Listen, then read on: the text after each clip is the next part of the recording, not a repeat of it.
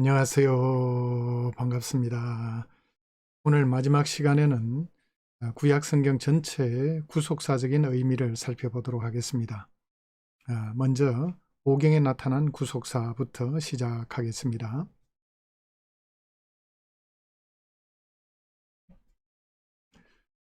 구속사를 접근을 하되 그리스도 중심적으로 성경을 읽는 방법을 공부하겠습니다. 구속사란 무엇인가? 성경을 펼치면 우리는 수천 년에 걸친 이야기들을 만나게 됩니다. 창세기 천지창조부터 요한계시록의 새 하늘과 새 땅까지 성경은 하나님과 인간 사이의 관계에 대한 거대한 드라마를 담고 있습니다. 그런데 이 모든 이야기를 하나로 묶어주는 중심 주제가 있습니다. 그것이 바로 구속사입니다. 구속사는 redemptive history인데 구원의 역사란 말입니다. 하나님께서 인간을 구원하신 구원의 역사를 가리키는 것입니다. 구속사란 하나님께서 타락한 인류를 구원하시기 위해 역사 속에서 펼쳐오신 구원 계획의 이야기입니다. 네덜란드의 구약학자 판 룰러는 구속사를 하나님께서 역사라는 무대 위에서 자신의 구원 계획을 점진적으로 펼쳐나가시는 과정으로 이해했습니다. 이 구원 계획의 절정이 바로 예수 그리스도의 오심과 십자가 사건입니다. 오늘 우리는 성경의 첫 5권, 즉 오경을 통해 예수 그리스도를 발견하는 여정을 떠나보려 합니다. 오경은 창세기, 출애굽기, 레위기, 민수기, 신명기로 구성되어 있으며 유대 전통에서는 토라라고 부릅니다. 예수님께서는 모세가 나를 기록하였느니라고 말씀하셨습니다. 모세가 나를 가리켜 기록했다고 말씀하셨죠. 이 말씀은 오경 전체가 그리스도를 향해 있음을 보여주고 있습니다. 창세기부터 보겠습니다. 제1장 창세기 약속의 시작입니다. 첫째, 창조와 타락입니다. 구속의 필요성이 바로 여기에 등장하게 됩니다. 창세기 1, 2장은 하나님께서 천지를 창조하시고 인간을 만드신 이야기입니다. 하나님이 자기 형상 곧 하나님의 형상대로 사람을 창조하시되 남자와 여자를 창조하시고 인간은 하나님의 형상대로 지음받았으며 에덴 동산에서 하나님과 완전한 교제를 누렸습니다. 그러나 창세기 3장에서 상황이 급변합니다. 아담과 하와가 뱀의 유혹에 넘어가 선악을 알게 하는 나무의 열매를 먹었고 그 결과 죄가 세상에 들어왔습니다. 이것을 타락, 영어로는 fall, the fall이라고 부릅니다. 타락이라고 칭합니다. 타락의 결과는 참혹했습니다. 인간은 하나님과의 관계가 끊어졌고 죽음이 세상에 들어왔으며 모든 피조물이 고통받게 되었습니다. 두 번째 원시복음, 첫 번째 구원의 약속이 등장합니다. 그러나 하나님은 심판 가운데서도 희망의 빛을 비추셨습니다. 창세기 3장 15절에서 하나님은 뱀에게 이렇게 말씀하십니다. 내가 너로 여자와 원수가 되게 하고 내 후손도 여자의 후손과 원수가 되게 하리니 여자의 후손은 내 머리를 상하게 할 것이요 너는 그의 발꿈치를 상하게 할 것이니라 라고 말씀합니다. 이 구절을 신학자들은 원시복음이라고 부릅니다. 라틴어로 최초의 복음이라는 뜻입니다. 월턴은 이 구절이 뱀과 여자의 후손 사이의 지속적인 적대 관계를 선언하면서도 궁극적으로 여자의 후손이 승리할 것을 예언하고 있다고 설명합니다. 여기서 여자의 후손은 단수 형태로 쓰여 특정한 인물을 가리키는데 이것이 바로 예수 그리스도입니다. 예수님은 십자가에서 죽으심으로 사탄의 머리를 상하게 하셨습니다. 히브리서 2장 14절이 말하듯이 예수님은 죽음을 통해 죽음의 세력을 잡은 마귀를 멸하셨습니다. 사탄은 예수님의 발꿈치를 상하게 했지만 즉 십자가의 고통을 의미하죠. 예수님은 사탄의 머리를 상하게 하셨습니다. 이는 결정적인 승리를 의미합니다. 이것이 성경 전체의 첫 번째 메시아 예언입니다. 세 번째 족장들 이야기입니다. 그리스도를 향한 계보입니다. 창세기의 나머지 부분은 아브라함, 이삭, 야곱, 요셉으로 이어지는 족장들의 이야기입니다. 하나님은 아브라함에게 놀라운 약속을 하셨습니다. 땅의 모든 족속이 너로 말미암아 복을 얻을 것이라. 라이트는 이 약속이 단순히 아브라함 개인에게 주어진 것이 아니라 온 인류를 향한 하나님의 구원 계획의 출발점이라고 강조합니다. right가 아니라 right, 영어로는 right입니다.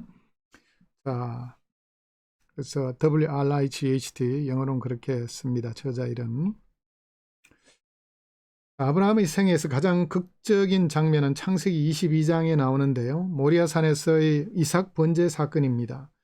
하나님은 아브라함에게 내 아들, 내 사랑하는 독자 이삭을 데리고 모리아 땅으로 가서 내가 내게 일러준 한 산 거기서 그를 번제로 드리라 라고 명령하셨습니다. 이 이야기는 예수 그리스도의 십자가를 강력하게 예표합니다. 첫째, 이삭은 사랑하는 독자였듯이 예수님도 하나님의 독생자이십니다. 둘째, 이삭이 번제의 썰나무를 직접 지고 산에 올라갔듯이 예수님도 십자가를 지고 골고다 언덕으로 오르셨습니다. 셋째, 모리아산은 후에 솔로몬 성전이 세워진 곳이며 예수님께서 십자가에 달리신 예루살렘 근처입니다. 카이저는 이 사건이 하나님께서 자기 아들을 아끼지 않으시고 우리 모든 사람을 위해 내어주실 것에 대한 예표적 선언이라고 해석합니다. 요셉 이야기가 이제 37장에서 50장에 나오는데 요셉 이야기는 또한 그리스도의 삶을 비추어 줍니다. 요셉은 형제들에게 미움을 받아 팔려갔지만 나중에 애굽의 총리가 되어 그 형제를 구원했습니다. 요셉이 형제들에게 한 말은 의미심장합니다. 당신들은 나를 헤아려 했으나 하나님은 그것을 선으로 바꾸사 오늘과 같이 많은 백성의 생명을 구원하게 하시려 하셨나니라고 말씀합니다. 예수님 역시 자기 백성에게 배척당하셨지만 하나님은 그 고난을 통해 많은 사람을 구원하셨습니다. 제2장 출애굽기입니다. 구원의 드라마. 첫째, 모세는 예수 그리스도의 예표입니다. 출애굽기의 중심 인물은 모세입니다. 모세는 여러 면에서 오실 그리스도를 예표합니다. 첫째, 모세는 태어날 때 바로의 박해를 피해 살아남았고 예수님은 헤롯의 박해를 피해 애굽으로 피신하셨습니다. 둘째, 모세는 왕궁의 영화를 버리고 자기 백성과 함께 고난받기를 택했고 예수님은 하늘의 영광을 버리고 종의 형체를 입으셨습니다. 셋째, 모세는 백성을 애굽의 종살이에서 해방시켰고 예수님은 우리를 죄의 종살이에서 해방시키셨습니다. 둘째, 유월절 어린 양 대속의 원형입니다. 출애굽기에서 가장 중요한 구속사적 사건은 유월절입니다. 영어로는 패스오버라 합니다. 하나님은 애굽 10번째 재앙, 즉 장자를 치는 재앙을 내리시기 전에 이스라엘 백성에게 특별한 지시를 내리셨습니다. 너희 어린 양은 허먹고 1년 된 수컷으로 하되 양이나 염소 중에서 취하고 라고 말씀합니다. 이 어린 양의 피를 문설주와 임방에 바르면 심판의 천사가 그 집을 넘어갔습니다. 이 유월절 어린 양이 바로 예수 그리스도를 가리킵니다. 사도 바울은 명확하게 선언합니다. 우리의 유월절 양 곧 그리스도께서 희생이 되셨느니라. 롱겐네커는 유월절과 그리스도의 죽음 사이의 연결이 신약 성경 전체에 걸쳐 나타나며 이것이 초대교회의 핵심적인 신학적 통찰이었다고 설명합니다. 유월절 어린 양의 특징을 살펴보면 그리스도와의 연결이 더욱 분명해집니다. 첫째, 어린 양은 흠이 없어야 했듯이 예수님은 죄가 없으셨습니다. 둘째, 양의 뼈를 꺾지 말라는 명령은 십자가에서 예수님의 뼈가 꺾이지 않은 것으로 성취되었습니다.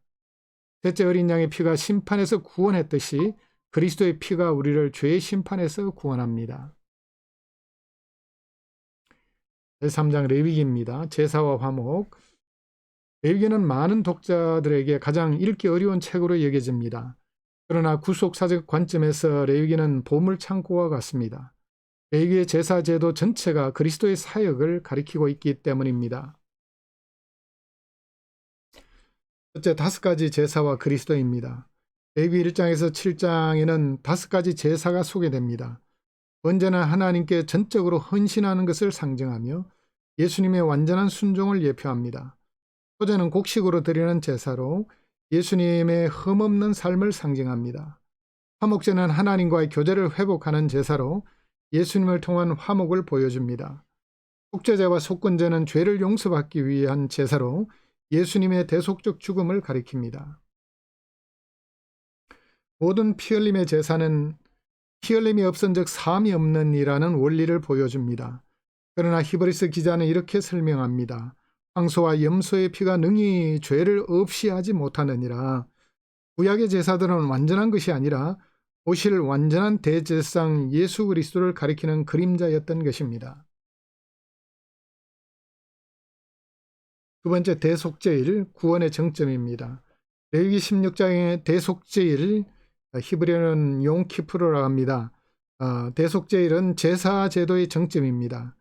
1년에 한 번 대제사장만이 지성소에 들어가 백성의 죄를 위해 속죄의 피를 뿌렸습니다. 이 의식에서 2마리 염소가 사용되었습니다. 한 마리는 잡아서 피를 지성소에 뿌렸고 다른 한 마리 속죄 염소 아사셀은 백성의 모든 죄를 짊어지고 광야로 보내졌습니다. 히브리서는 예수님께서 이 의식을 완전하게 성취하셨다고 설명합니다. 그리스도께서는 참된 것의 모형인 손으로 만든 성소에 들어가지 아니하시고 오직 참된 하늘에 들어가사라고 말하고 있습니다. 예수님은 대제사장이시면서 동시에 희생제물이 되셨습니다. 그분은 자신의 피로 단번에 지성소에 들어가셔서 영원한 속죄를 이루셨습니다. 제사장 민수기입니다. 광야의 그리스도. 민수기는 이스라엘 백성이 광야에서 40년간 방황한 이야기를 담고 있습니다. 이 광야 이야기에도 그리스도를 가리키는 중요한 사건들이 있습니다. 첫째, 놋뱀 사건입니다. 높이 들린 그리스도를 예표합니다. 민수기 21장에서 백성이 하나님과 모세를 원망하자 불뱀이 백성을 물어 많은 사람이 죽었습니다. 하나님은 모세에게 놋뱀을 만들어 장대 위에 달라고 명령하셨습니다. 불뱀을 만들어 장대 위에 달라 물린 자마다 그것을 보면 살리라고 말씀하셨습니다. 예수님은 이 사건을 직접 인용하시며 자신의 십자가를 예고하셨습니다. 모세가 광야에서 뱀을 든 것 같이 인자도 들려야 하리니 이는 그를 믿는 자마다 영생을 얻게 하려 하심이니라고 말씀합니다. 놋뱀을 바라본 자가 살아났듯이 십자가에 달린 예수 그리스도를 바라보는 자가 영생을 얻었습니다. 팔스는 이 비유에서 바라봄이 믿음을 상징한다고 해석합니다. 두 번째, 반석에서 나온 물입니다. 민수기 20장에서 목마른 백성을 위해 모세가 반석을 쳐서 물을 냈습니다. 사도 바울은 이 반석에 대해 의미심장한 해석을 합니다. 다 같은 신령한 음료를 마셨으니 이는 그들을 따르는 신령한 반석으로부터 마셨음에 그 반석은 곧 그리스도시라라고 말씀합니다. 고린도전서 10장 4절 말씀입니다. 광야에서 이스라엘에게 생명의 물을 공급한 반석이 그리스도를 가리킨다는 것입니다. 제5장은 신명기 새 언약을 향하여 가는 내용입니다. 첫째, 모세 같은 선지자에 대한 말씀입니다. 신명기는 모세의 고별 설교를 담고 있습니다. 여기서 모세는 중요한 예언을 합니다. 내 하나님 여호와께서 너희 중에 내 형제 중에서 나와 같은 선지자 하나를 너를 위하여 일으키시리니 너희는 그의 말을 들을지니라 라고 말씀합니다. 신명기 18장 15절 말씀입니다. 이 모세 같은 선지자는 궁극적으로 예수 그리스도를 가리킵니다. 사도행전에서 베드로는 이 예언이 예수님께 성취되었다고 선포합니다. 예수님은 모세처럼 하나님의 말씀을 전하셨고 백성을 인도하셨으며 중보자로 섬기셨습니다. 그러나 예수님은 모세보다 더 위대하십니다. 히브리서는 선언합니다. 그는 모세보다 더 영광을 받을 만한 것이 마치 집 지은 자가 그 집보다 더 존귀함 같으니라 라고 말씀합니다. 두 번째, 새 언약의 예고입니다. 신명기 30장에서 모세는 이스라엘의 미래를 예언합니다. 백성이 불순종하여 흩어질 것이지만 하나님께서 그들을 회복시키실 것입니다. 특히 주목할 구절이 있습니다. 내 하나님 여호와께서 내 마음과 내 자손의 마음에 할례를 베푸사 너로 마음을 다하며 뜻을 다하여 내 하나님 여호와를 사랑하게 하사 너로 생명을 얻게 하실 것이며 라고 말씀합니다. 신명기 30장 6절 말씀입니다. 마음의 할례라는 개념은 예레미야와 에스겔을 통해 새 언약과 새 마음의 예언으로 발전합니다. 그리고 이 새 언약은 예수 그리스도의 피로 세워집니다. 예수님은 최후의 만찬에서 말씀하셨습니다. 이 잔은 내 피로 세우는 새 언약이니 곧 너희를 위하여 붓는 것이라 라고 말씀합니다. 누가복음 22장 20절입니다. 대는 신명기의 언약 갱신 구조가 신약의 새언약 신학의 기초가 된다고 주장합니다. 댄이 아니고 던이네요. 던, DUNN. 결론입니다. 모세 오경에서 그리스도 읽기로 결론을 맺겠습니다. 지금까지 우리는 오경 전체를 그리스도 중심으로 읽어보았습니다. 창세기에서 그리스도는 여자의 후손으로 아브라함에게 약속된 복의 근원으로 이삭처럼 바쳐진 아들로 예표되었습니다. 출애굽기에서 그리스도는 유월절 어린 양으로 모세와 같은 해방자로 나타나셨습니다. 레위에서 그리스도는 완전한 제물이시자 대제사장으로 계시됩니다. 민수기에서 그리스도는 높이 들린 높뱀으로 생명을 주는 반석으로 비추어집니다. 신명기에서 그리스도는 모세보다 더 큰 선지자로 새언약의 중보자로 약속되었습니다. 올즈워디는 성경 전체가 하나의 이야기, 즉 하나님 나라가 하나님의 백성에게 하나님의 방법으로 임하는 이야기라고 설명을 합니다. 그리고 이 모든 것의 중심에 예수 그리스도가 계십니다. 오경을 읽을 때 우리는 단순히 고대 이스라엘의 역사를 읽는 것이 아닙니다.